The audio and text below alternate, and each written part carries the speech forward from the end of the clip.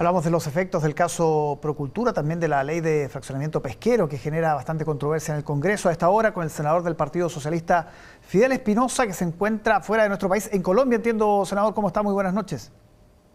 Sí, buenas noches. Estamos acá en el Parlamento Andino, en una agenda importante de actividad de representación de mi país y gustoso poder conversar, por cierto, otros temas que son de relevancia. Yo llegué hoy día muy de madrugada y ya estamos en las próximas horas de regreso a nuestras actividades parlamentarias. Sí, senador, los efectos que tiene el caso Procultura en el oficialismo, en el gobierno, la reacción del gobierno, el control de daños, ¿cómo lo evalúa? Bueno, primero me gustaría señalarte que cuando yo denunciaba públicamente estas cosas hace 10 meses atrás, fui tratado poco menos de desleal con el gobierno por decir, ¿no es cierto?, que estas personas se aprovecharon a través de las fundaciones para robar recursos de todos los chilenos y de la línea más sensible que puede tener el Ministerio de Vivienda, como es la línea de campamento. Yo hablaba de Procultura hace 8 meses, ustedes pueden revisar mis tweets, cuando yo decía que Procultura no podía estar ajeno a las investigaciones, y no me equivoqué. Hoy día los mismos que aparecen criticando duramente a Procultura eran los que me criticaban en esos meses pasados por ser fuerte y vehemente en exigir que hayan investigaciones profundas. Yo creo que este es un tema grave. Espero, ¿no es cierto?, que la justicia actúe con la misma dureza que ha actuado de manera justa en el caso de Contreras y Daniel Andrade en el norte, que han estado privados de libertad varios meses. El señor Alberto Larraín tiene que ser privado de libertad producto de los hechos graves que se están investigando de la fundación, que creció de 316 millones de pesos en el 2021 a más de 3.000 millones de pesos en aportes del Estado en el primer año de la administración de nuestro gobierno. Y por lo tanto, yo considero que eso es relevante, que las investigaciones sigan a fondo. Aquí no hay, como ha dicho el Frente Amplio, un espionaje. Dejemos que las instituciones funcionen, que el Ministerio Público haga su tarea. No nos inmiscuyamos en la tarea de los políticos, tenemos que legislar. Dejemos que la justicia llegue hasta las últimas consecuencias y dejemos de buscar subterfugios para tratar de decir de que hay persecución política, de que hay un espionaje, porque todos sabemos que eso no es así. Aquí lo que hay es una investigación seria, efectiva de un organismo del Estado que, como queremos que se haga siempre en Chile, que se investigue cuando hay casos de corrupción hasta las últimas consecuencias. Sí, esta tesis del espionaje que ha dividido un poco al Frente Amplio. Usted ha visto que la presidenta Constanza Martínez la sostuvo incluso durante esta mañana, pero Gonzalo Vinter se desmarcó. Yo conversaba también con otros parlamentarios, Brito, por ejemplo, también se desmarcó y La Moneda también. ¿Cómo se explica esta tesis que sigue tratando de sustentar parte del Frente Amplio, parte del partido del presidente, que sustenta además este gobierno, cuando ya varios se han desmarcado?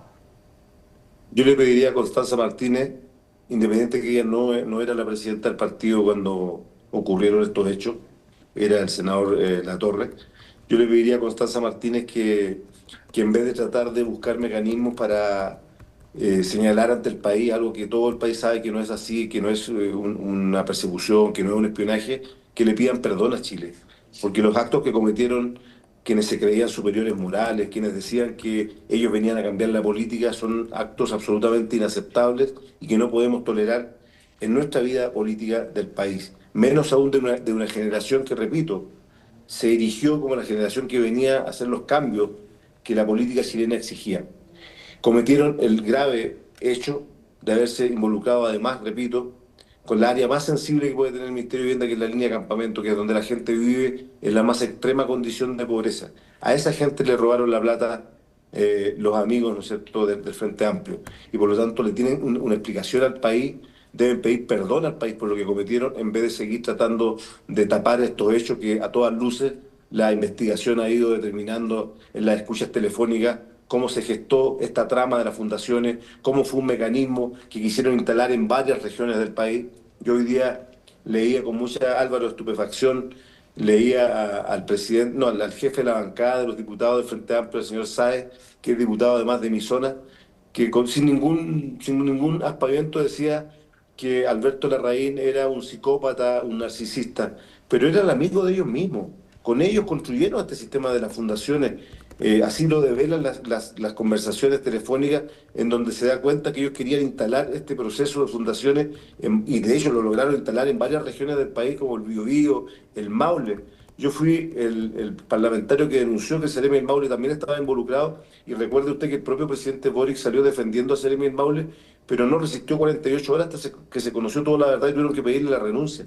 Entonces, de esas cosas tenemos que tener un poquito de memoria y recordar, repito, que los mismos que hoy día están disparando contra Procultura estuvieron muy calladitos durante 8 meses. ¿Qué efectos electorales puede tener esto o no debería tener? Bueno, efectos electorales y repercusiones sobre el Frente Amplio, sin lugar a dudas, los va a tener. Yo no concibo y no creo, ¿no es cierto?, que en Antofagasta estos hechos pasen desapercibidos, donde hay una parlamentaria que hoy día está, en estos momentos, mientras estamos en esta entrevista, está con arresto domiciliario total.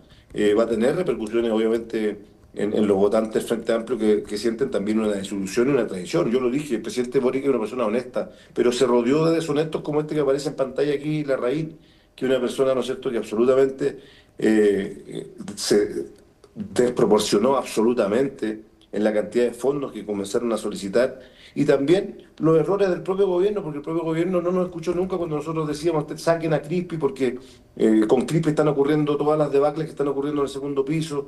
Decían que eso era atacar al gobierno cuando lo planteábamos, pero era por defender al gobierno porque mira lo que está pasando ahora, no hay una sola gira del presidente, una gira tremendamente importante como esta China de Japón, que no esté rodeada de un escándalo público, de sus cercanos.